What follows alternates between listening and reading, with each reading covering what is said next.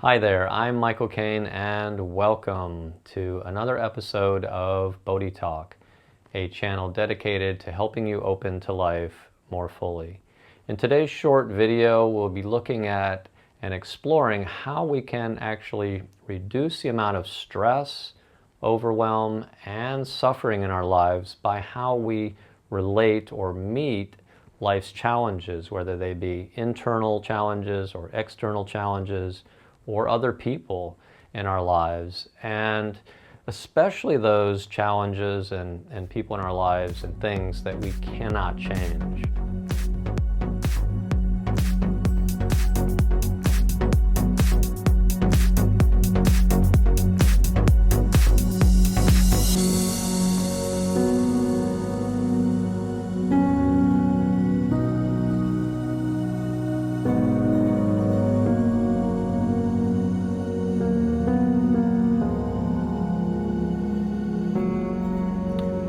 Okay, so before we get started, just a reminder that if you enjoy this video, please click the like button below.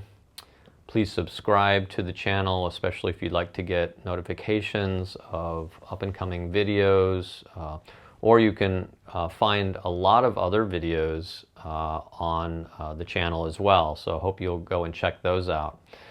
If you have any questions or comments, you can put those in the comment section below.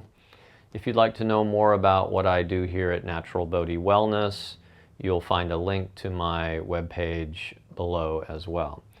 So let's talk about and explore how we can actually reduce the amount of stress, overwhelm, and suffering in our lives by how we relate to or meet these challenges, other people, whether those challenges are internal or external, and especially those things that we cannot change, right? There will certainly be some stress and overwhelm that are created from past traumas and past events, unprocessed emotions.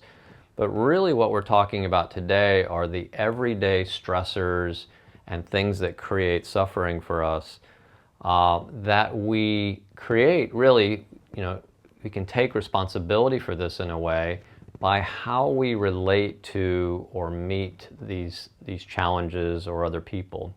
And really this is great news in a way, because if it was the people around us and the experiences that we're experiencing, internal, external, the challenges that we're experiencing, if those things were the things that were creating our stress and our suffering, there wouldn't be much we can do about it.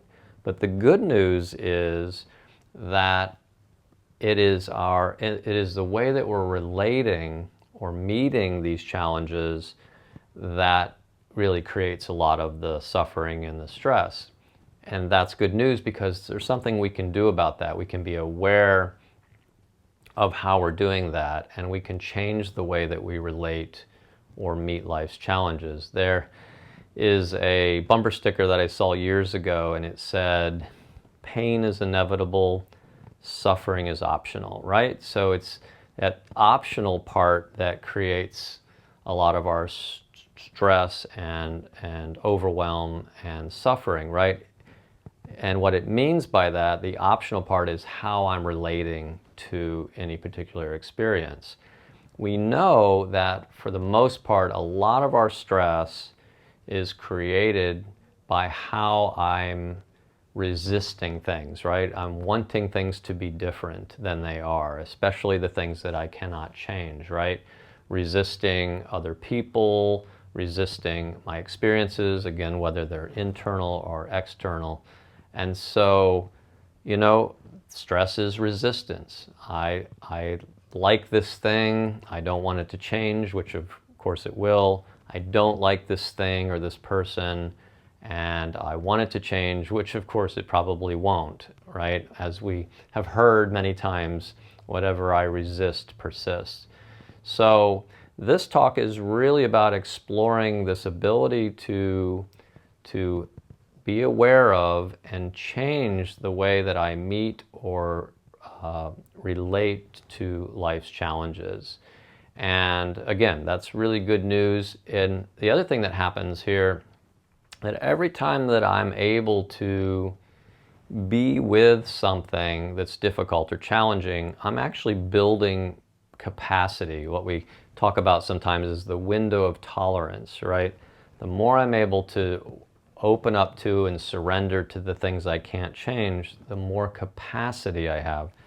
And capacity really equals freedom in a way. It gives me much more ability and tolerance in my life to deal with things, which creates a lot more settling in my nervous system and in my life. So that's really great, because it goes the opposite way too. The more I try to get away from life, the more I back away from challenges and difficult things, the smaller my capacity gets, the smaller my window of tolerance gets.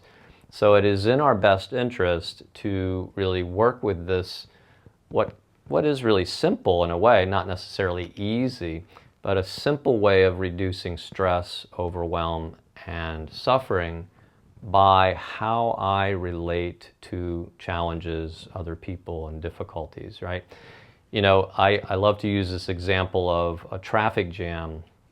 So, you know, you're in a traffic jam, and on the right side of you, you see a guy beating on his steering wheel and yelling and being angry about not being able to move in the traffic jam. And on your left side, you see someone listening to music and relaxing and like, wow, this is great. I get this time to just hang out and listen to music. Same traffic jam, two different ways of relating, and two different ways that the system is having to deal with this particular experience. In reality, it's not the fault of the traffic jam. The traffic jam isn't doing it to you. It really turns out that it's how you're relating to the traffic jam or any other experience that you're having. So again, that's good news, because we can do something about that. So what can we do about that? The first and most important thing that we can do is be aware. And for some of us, that takes a bit of training, like a mindfulness practice. How can we learn to be present and mindful of what's happening throughout our day?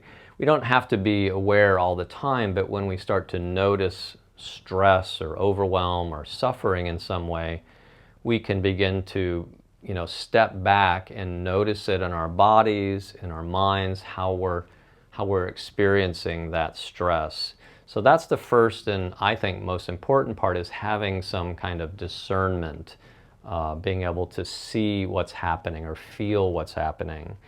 And so when you are aware of things, you have more choices. You can choose how to relate or experience it. So that's the first thing. The second thing is really kind of checking in underneath that. When you feel the suffering or you feel stress, you want to kind of ask, how is this happening? What's creating this stress or this suffering? And you want to be looking for, am I trying to make things different that I can't change? Like, I'm wanting life to be different in some way. Do I have some expectations? Expectations will almost always create stress or suffering for us, because we can't really control things. Speaking of control, how am I trying to control another person or myself or the environment around me or the challenge that's at hand? That can create a lot of stress and suffering. So that second part is really, first part is being mindful, noticing, being aware and present with what's happening. Second part is, how is it happening? What's creating my stress? Most likely, it's how I am meeting life, right? How I'm relating to it. So I can look at that. And then third, it's really about letting go, right? Accepting, allowing, and letting go of that tightness, embracing, and ways that I'm relating that actually create stress, overwhelm, and suffering, right? Being able to surrender to the things that I cannot change. You will almost immediately notice that your body changes, your mind settles and relaxes in being able to surrender to any particular challenge.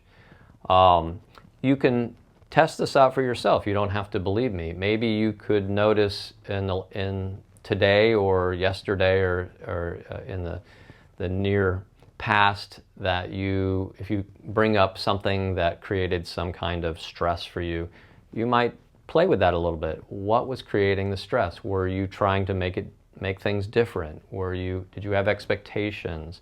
You might just play with that a little bit and notice what it would be like if you were in that same experience again and you were able to let go. And you might notice it in the next few hours or the next few days. Try this out. Really notice how you relate to things and notice if you can do something about it, if you can change the way that you relate or meet life and life's challenges. And you'll find that this really makes a big difference in your life. You'll have more energy at the end of the day, and you'll live healthier. We know that stress is one of the leading causes of chronic illness. And so, of course, if we can reduce the amount of stress we have, we're going to feel better, we're going to live longer and be healthier. So I hope this is helpful. I hope you'll explore this yourself, and I'll look forward to seeing you again. Thank you.